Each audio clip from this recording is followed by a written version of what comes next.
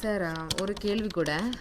அதாவது பரிகாரம்னு நிறைய பேர் பரிகாரம் ஞானஸ்நானம் வழியாக பரிகாரம், அப்புறம் பார்த்தீங்கன்னா இந்த மாந்திரிகன் வழியாக தான் பரிகாரம்.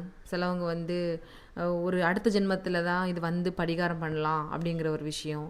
இப்படி நிறைய பரிகாரங்கள் நம்ம பார்க்கப்படுறதில்ல. வானசாஸ்திரத்தில் பரிகாரத்துக்கு என்ன சார் நீங்கள் என்ன மாதிரி சொல்லுதா சார் வானசாஸ்திரம்? வானசாஸ்திரத்துலேயும் இதே பரிகாரம் இருக்குது.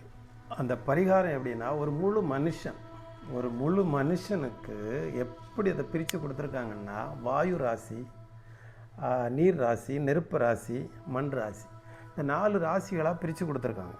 பிரித்து கொடுத்ததில் அடுத்த ஜென்மத்தில் பல ஜென்மங்கள் எடுத்து பரிகாரம்னு ஒன்று இருக்கிறது கரெக்ட். அதான் அடிப்படை. ஜென்மங்களாக மாறிப்போகுது.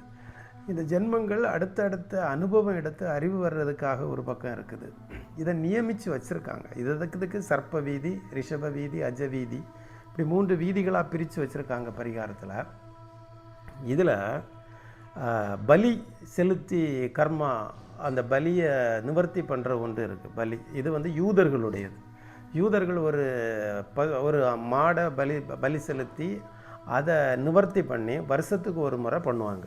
அந்த வருஷத்துக்கு ஒரு முறை பண்ணி அந்த ஒரு வருஷமும் புதுப்பிச்சுக்குவாங்க. இது ஐப்பசி மாதத்தில் அவங்க பண்ணி வருஷம் புதுப்பிப்பாங்க. அதே இதுதான் இந்த ராசியிலையும் இருக்குது. ஐப்பசி மாதம் சூரியன் நீச்சமடையும், சனி உச்சமடையும், இங்கே துலாம் பிடிக்கப்படும். அப்போ அது கரெக்டாக அதை ரிப்பீட் பண்ணி அவங்க பண்ணிடுவாங்க. மற்றவங்களுக்கு இந்த கர்மா தொடர்ந்து வந்துக்கிட்டே இருக்கும் ஒன்று. ஆனால் இன்னும் ஒன்று இருக்குது. ஒரு பாவம் செய்தால் அது ஜீவனானா ரத்தம் சிந்தி சாகணும்னு ஒரு விதி. சாக தான் செய்யணும். அந்த ரத்தம் சிந்தி சாகிறதுக்கு பதிலாக தான் அவங்க அந்த பலி செலுத்தி அதை தப்பிச்சு வந்துக்கிட்டே இருப்பாங்க. இதுக்கு இன்னொன்று இருக்குது, இன்னொரு விதி. அது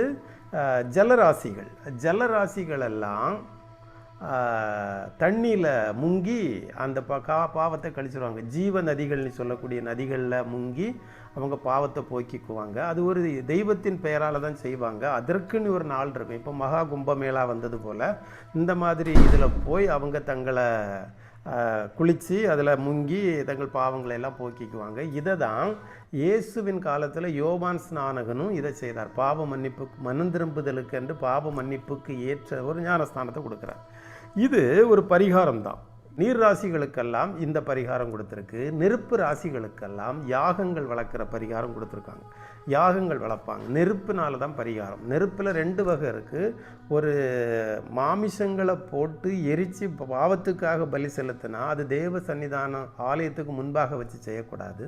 தெய்வத்திற்கென்று சந்தோஷத்தில் கொடுக்குற பலிகளை ஆலயத்துக்கு முன்பாக ஒரு பலிபீடம்